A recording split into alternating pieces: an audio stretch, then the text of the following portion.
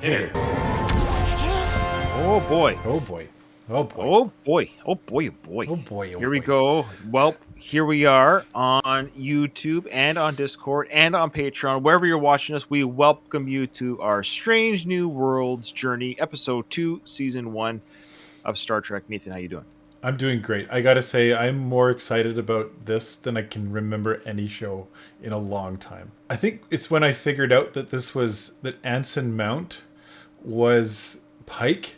Ever since I've figured that out, I've been like, oh my goodness, he's one of my favorite characters from Hell on Wheels. I've gotten way more excited than I thought I'd be. So Sure. Yeah. If you enjoy a certain actor, or actress, of course, and they're on a different show, I have followed actors and actresses to different shows that I've enjoyed them on another show because you end up kind of just seemingly like that actor's personality or charisma on screen. So it's very common to follow people. Like I actually started, for example, I'm a huge Buffy the Vampire fan. Like I enjoyed the series, and I had a celebrity crush on Allison Hannigan, who plays Willow, and she went to do a comedy called How I Met Your Mother. And I wouldn't have watched that show had it not been for Allison Hannigan. I was, oh, she's going to do a situation comedy. I'll see what it's like. And I ended up watching it because I enjoyed her on Buffy. So I have followed people's careers no matter what project they do. And so I think it's great that you inadvertently didn't even realize that you were doing this with, what's his name again? Anson Mount. Anson Mount. Yeah, I was going to say Anthony Hunt. I don't know why. Is it Ethan Hunt, the Mission Impossible guy? Anyway, so Anson Mount. So there we go. He's 49, Nathan.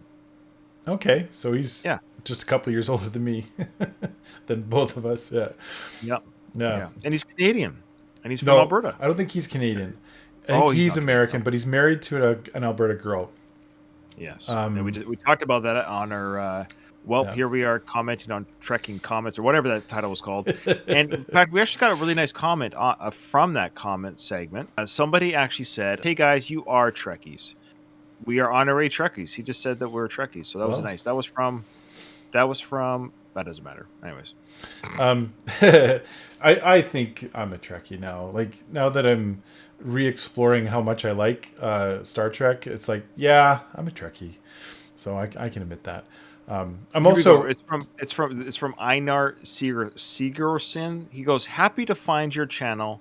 You are definitely Trekkies. There is no gatekeeping here." And actually, that's the part I wanted to read. So thanks, Dave. Sorry, I didn't mean to step on you there, but that's very nice. I like that term. There's no gatekeeping here because a lot of Trekkies or any fandom will have gatekeeping. Like, you guys don't know what I know, and you should be where I'm at, and all this stuff. So we appreciate that. Yeah, I guess we are Trekkies in the sense that I think we're a lot more familiar with the show than maybe we've let on, but some of the nuances and the history and what means what, I think we've obviously have been told, yes. Yeah. Yeah, we appreciate the refresher. We're Trekkies, and there's Trekkies supporting Trekkies here on this channel. Thanks. So, yeah. Well, I'm excited. Like I think I said this earlier, I'm re-exploring all of the Star Trek Next Generation. I've already recorded a couple episodes available on our Patreon, and I'm really enjoying that. And that this is kind of episodes as well. I'm just like, I feel like a kid at Christmas. I'm so excited for this. Me too. All right, without further ado, here we are with episode 2 of Strange New Worlds, season 1. Yeah, what is a do anyway? Oh, chills. Previously. I saw my own death. Samuel Kirk. Lieutenant La'an Noonien Singh. I like her. What's I explore. All right, here we go. Sand people? Yeah, I think so. Oh, great makeup. The Enterprise is surveying the Persephone Sith dress uniform. Uhura. Looking sharp, Uhura. You said it was formal.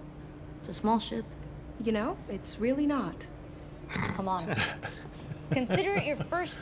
Talking about the dress uniform, for anyone that's listening to our show for the first time, I'm in the Navy, so I have a few the military experience of just certain things, i.e., dress, like wearing the proper dress, like wearing the proper uniform or whatever the dress of the day is. It's always like the constant stress of the military. Am I out of dress? Am I too formal? Not formal? Am I wearing the right clothes for the day? whatever it is. So her Uhura not feeling, oh man, I'm overdressed for this event or whatever. It's embarrassing. Like, why are you wearing your formal outfit when it's not that occasion. So Yeah. again, just the idea that you're out of dress is a real thing. I'm sure in old militaries. Yeah, I was in the military for 5 years, and I had to wear dress uniforms. I know what you're talking about. I know exactly what you're talking about. Are you gonna do that every time I bring up my military career that I'm currently in? That you two were in the military.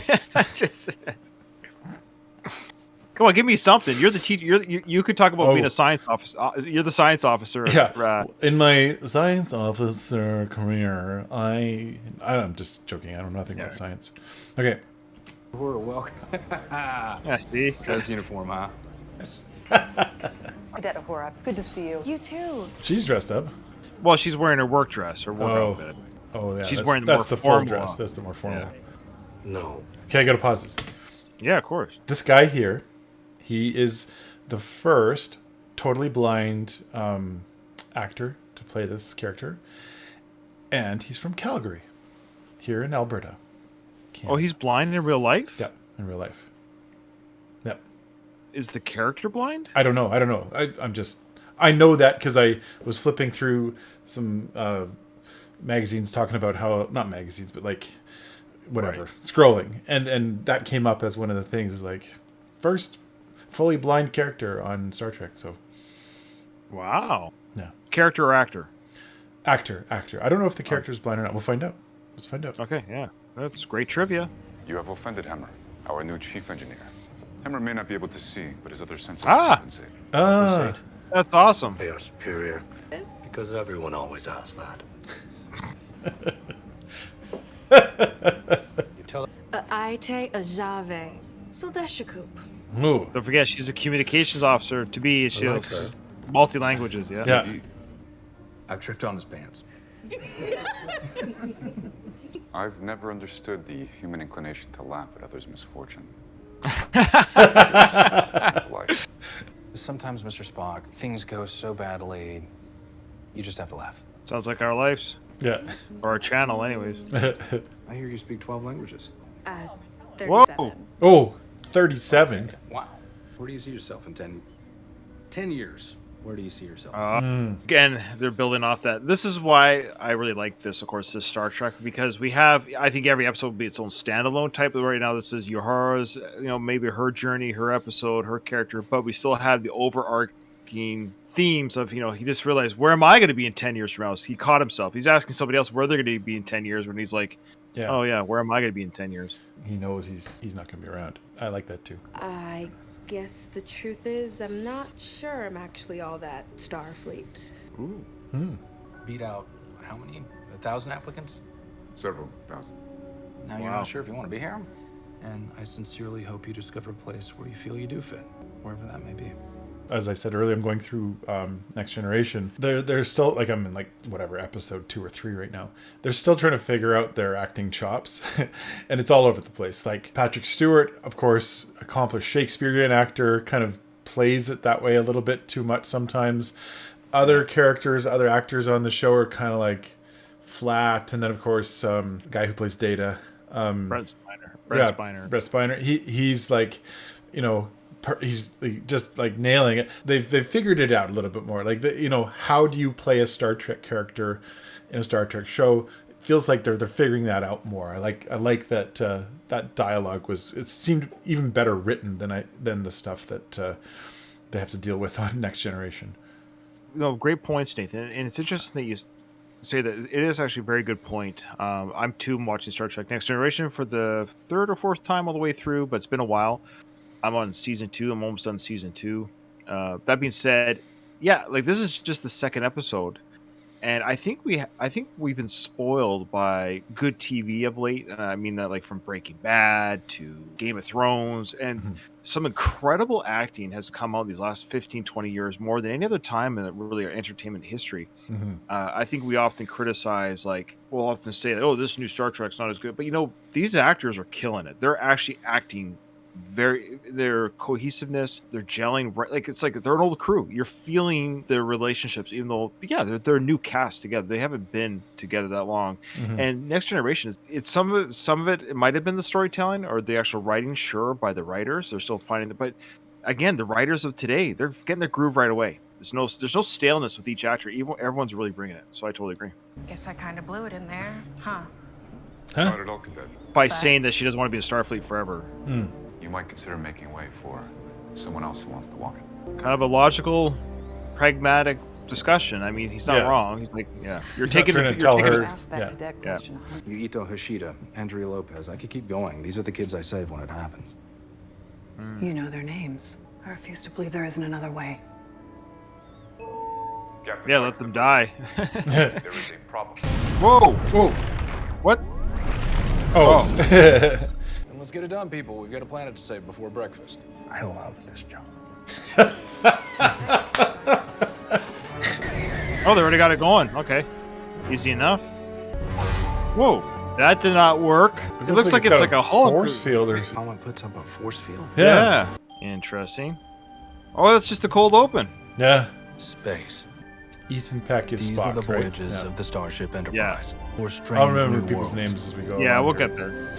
Rebecca Romaine. Becca Romaine. Boldly go Romaine. Yeah, where thanks no one everyone. has gone before.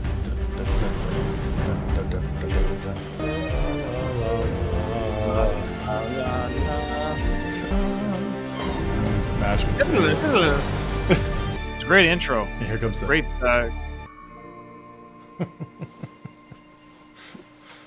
Yeah, it's a great intro. How do we shut down its shields? The structure is likely where we'll have to go. Except it's got shields. These shields are not permanent. They only First I've heard of one. First we've heard of you. I'm starting to like the mustache. You should try one for yourself. Lon, you Spock and Sam get suited up, and Ow! You could have warned me. I didn't even know it was gonna hurt. I've had people run Nurse Chapel. I knew you were going to say that. The Cyberns look longer this episode, don't they? Now you're just toying with The me. witch? What? Oh, it's Sideburns. Yeah, yeah. That was not Yeah, my they look intention. longer. Cool outfits there. Yeah. I don't know if they actually have space suits. We don't see it often in Star Trek. No, it's funny. In all their space travel, in all their movies, we don't see a lot of spacesuits. Is she never energized before? Nervous. Ooh. It is kind of a trippy technology. Yeah. I'm standing on the surface of a comet.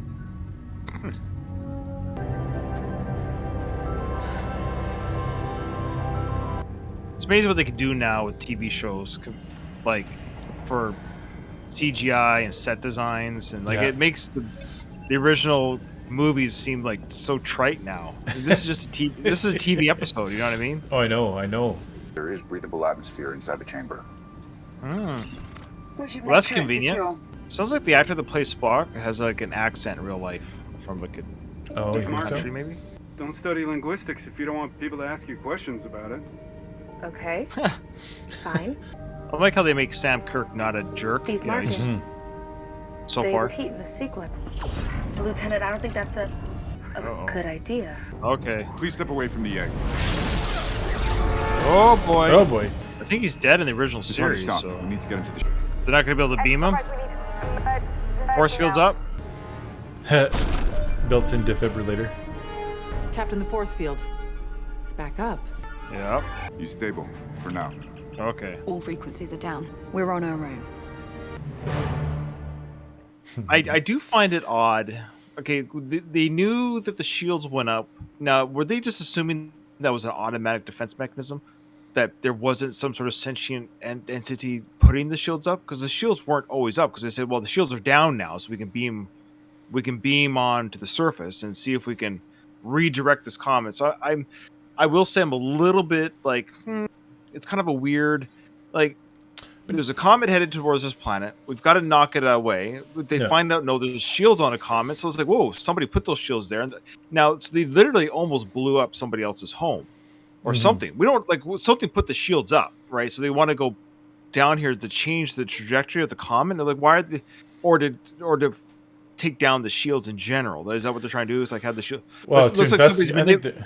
I think they're going there to investigate. But I think that the shields were raised before the, like, you know what I mean, like momentarily to fend off the torpedoes. Yeah, they weren't on. Yeah. My understanding was they came up when the threat came in. Yeah. And then they went down when the threat was. What I'm getting at. So obviously something is designed to stop this from being manipulated with. So I'm not saying they should have known, like, hey, if we go down there, there's a chance that the shields could be up and we can't come back up. Like, that's a real risk. They should have almost had a, I don't know. I guess even a shuttle wouldn't be able to get through a force field either. So I don't know. Anyways, risk might have been talked about, and now that's what they're dealing with. Yeah, I don't know.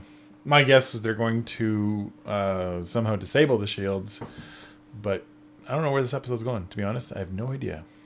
No, obviously something built this. It's being protected. Nobody wants to. Yeah, but why would this comet have this egg to crash into a planet?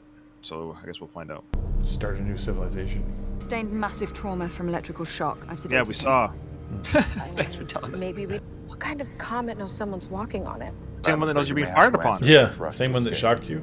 And you are the only linguistics expert here. Yeah, my guess is she's gonna realize how much depends on her. Right now, I need ideas. We need to get through that force field. How? Phaser harmonic. Phaser at a higher frequency could cause resonance. The right frequency could shatter it. I like this plan. This is a good plan. We'll take us, bring us around. That was easy. Hang on. All right. Wait. Okay, so if is this a plot? Let's just find a plot hole here, because like it's fine. Everyone's got shield. Like everyone can use shields. Is this the first time this has occurred to anyone about shields?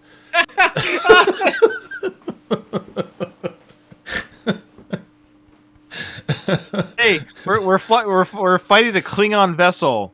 Well, we can't get through their shields. Well, I got an idea. Why don't we just scramble their shields? That could work. All right. Well, let's bring it a try. on the war. Let's bring on the war against the Klingons.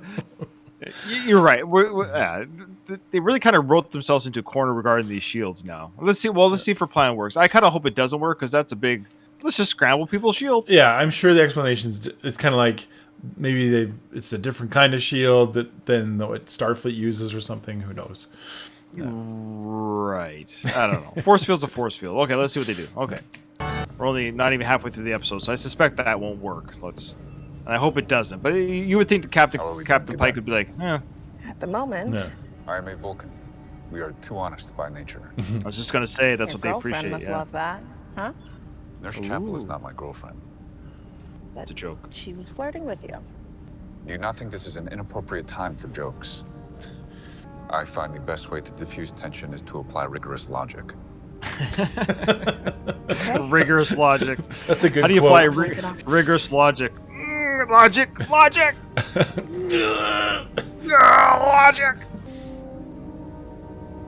Man, and she's got a lot of like angry stares. Yeah. Incoming weapons fire. Damage report. Who hit us? The Comet. They did. What? What? It's a big Hi. Yeah. Like, well, Yeah. here we are. Yeah. Hail them. Well, On screen. we're a giant gun. Oh, hello. This is Captain Christopher Pike. Scan the ship. What kind of weapons are we dealing with? Probably pretty advanced. Mahoney's course is preordained. It is not our prerogative to interfere, Captain. Nor is it yours.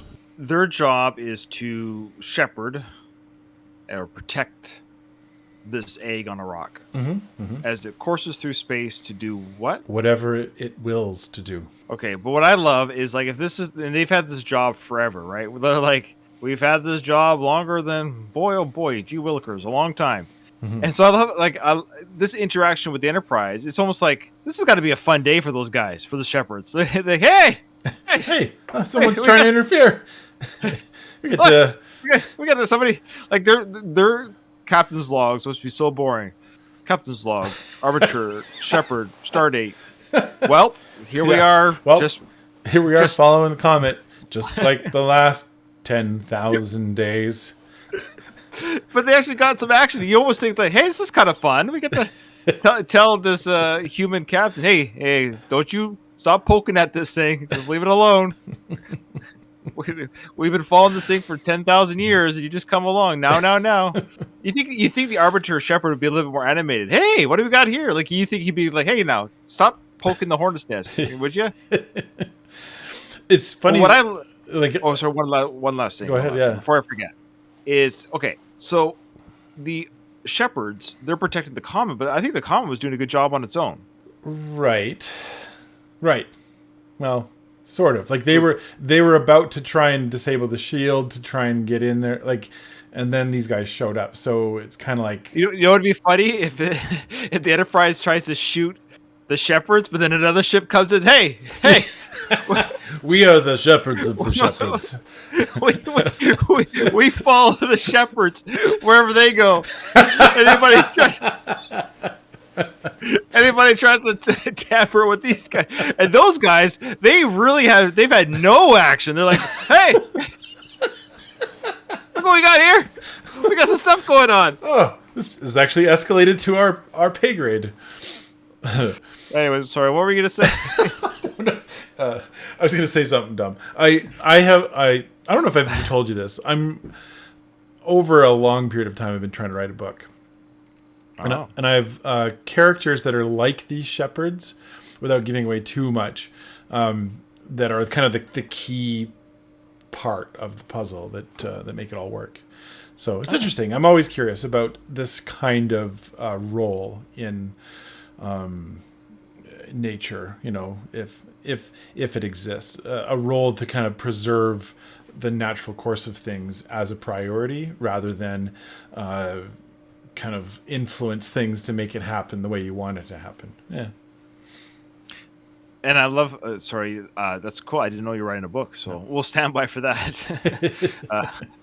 But I love how they're going to say here, their ships are faster than ours. And I find this is a big Star Trek trope throughout all the movies, all the TV series.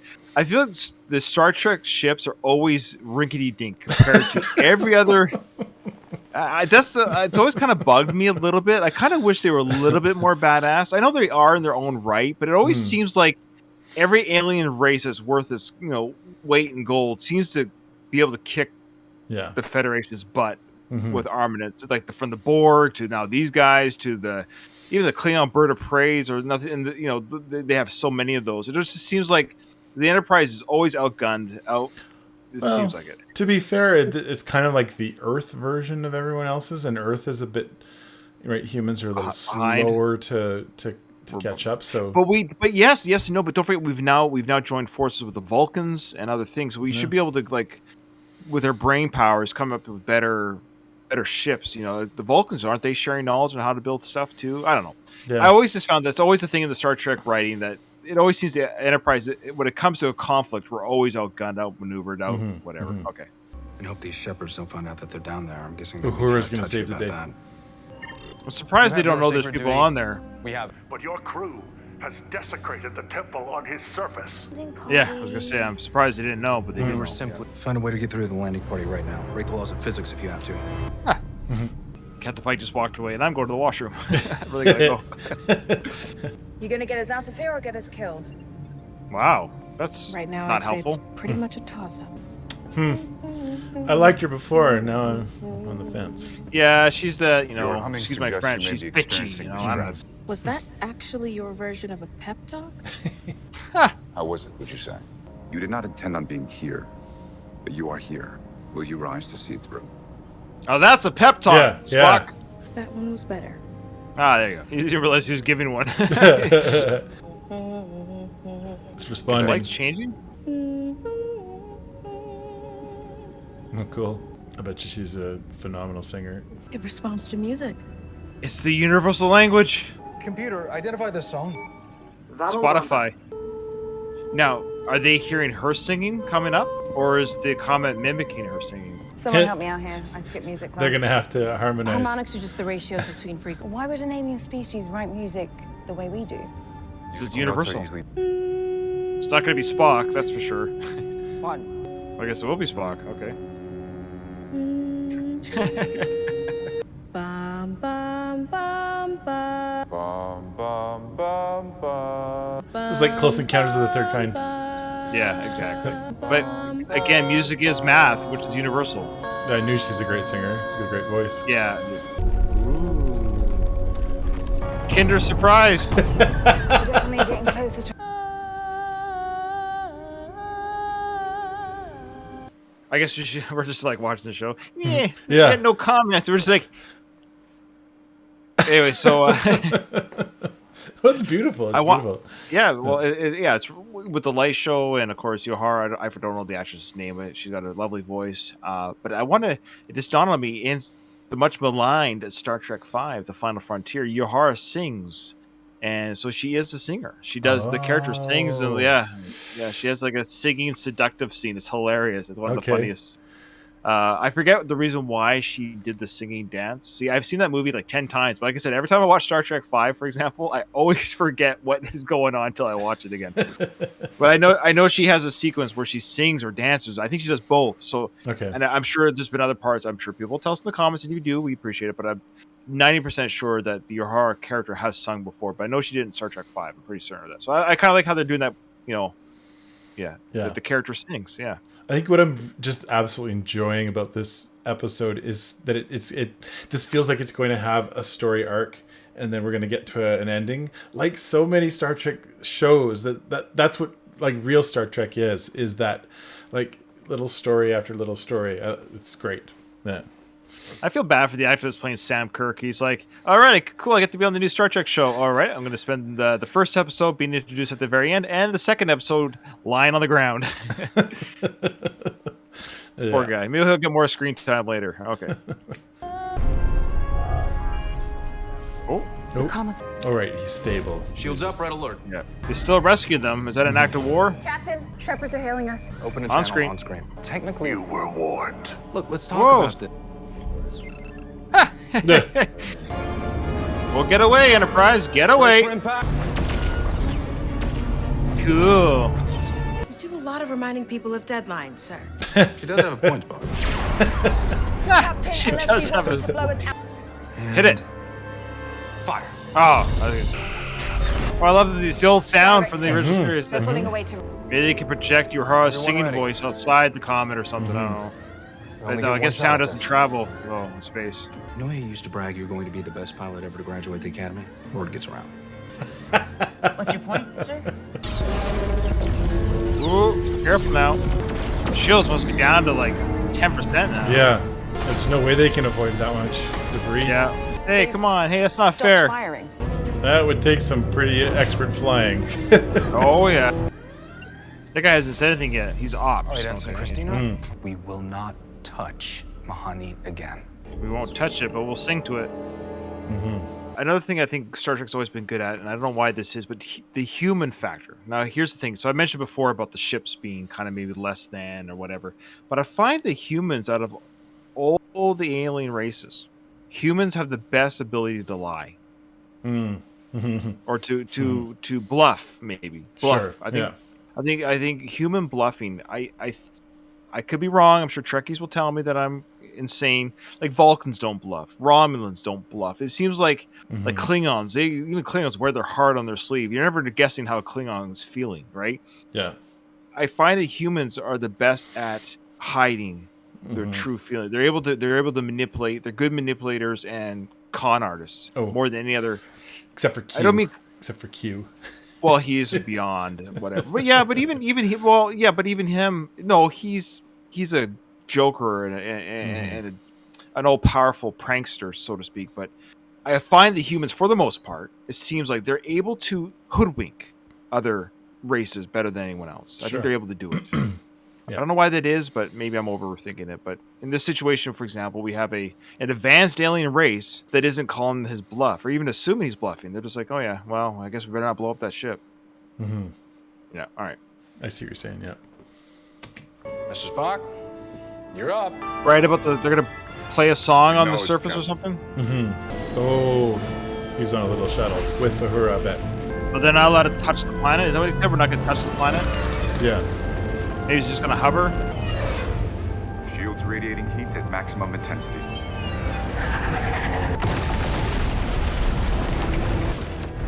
Cool little shot there. And for the record, we're not actually touching it. Told you. So they did some melting and. Right. But where's Lieutenant Spock? He's laughing. Spock? Sometimes things go so badly, you just have to laugh. Oh, Spock, you silly guy. Oh, Spock. That's the half-human coming out there. So now the shepherds to think, okay, well, this comet has spared the life of the planet. Fascinating. Large quantity of water. You're right. We witnessed a miracle. Perhaps, and so we shall not part as enemies. Thank you. Just missing a couple hundred torpedoes, but. Yeah. Yeah, we forgive you. Oh, what is this? Imagine if they like started melting. I'm melting. I'm melting. Yeah. We can't touch water. They're like adversely affected by water. Who made the comet? Yeah, I don't know. How many more like it are out there? 7.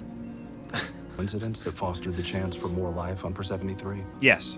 Or something more? No. But the computer helped me turn those numbers into numerical coordinates. Ooh. You're saying It meant no harm. That was the message. But if I had not interfered, it would have destroyed the planet. It's a good question, Spock. You're suggesting the comet had foreknowledge of future events? It knew its fate, you might say. There you go. They're leaning into the Pike storyline exactly of they knew their fate, but you could argue here, but maybe the fate you can't change. Who knows? But what I also like is, or what I find, I say not interesting, but the comet is doing its thing. It sounds like it's doing its own thing. It's like, does it need the shepherds then? I feel like the shepherds are kind of like they believe this religion is because the Enterprise, yes, but the Klingons wouldn't have stopped it. The Romulans wouldn't have stopped this from hitting the planet. It's the humans that I feel like it's the humans, maybe some Vulcans, other good races. The is it UN? No, what's it called? Not the UN. Federation. The Federation would have, as a collective, would have stopped it. Yes. No, but they stumbled on this thing. The space is so big, you can't stop every comet that hits a planet. You got to figure out how many times this might actually happen. Sure. Okay. Anyways, anyways, all that being said, this was all predetermined anyway. So the Comet knew that the Federation would try to, or the Enterprise would try to interfere with its path, which actually would cause it to do what it needs to get done for this, blah blah blah. Yeah. So the Shepherds almost ruined this from happening. Well, to a certain extent, though, the shepherds are needed, though, right? Because if it can predetermine things, like there's that whole argument about predetermining things. If it's like. If God knows everything, then why do anything? Because God knows everything. Right. And so it's all going to happen no matter what you do. Well, you kind of have to do things. So the shepherds are doing things, so to speak, to make sure that the comet does its thing. And if they don't do their thing, then someone else comes in and acts. Yes, and yeah. Oh, you could argue, too, that had they blew up the comet, it wouldn't have done its mission. It had to be diverted that way. Yeah. And the only way it got diverted that way is the shepherds came in to interfere with the Enterprise's original plan, which made them change their plan, which made them on, which caused Yeah. All right, it's labyrinthian, but it's still like it's fun. It's fun. It's fun sci-fi. It's all fun. Work at. I'll bang you later. Thank you later. But having observed your actions on the comet, I hope you do. Should you choose to. Thank you, sir. Stay your heart. Stay. I hope you do. Yeah, we'll never know. I guess we'll never know until season 10. Because you receive a message from the future doesn't mean you understand it. We're not talking about the comet anymore, are we? How do you know you can't make a different choice? What if your fate is what you make it? Your fate is what you make. Computer. Uh-oh. Don't change the future either. Now he's gonna Facebook them. See where they are. Well, they're just kids now, I guess. Okay.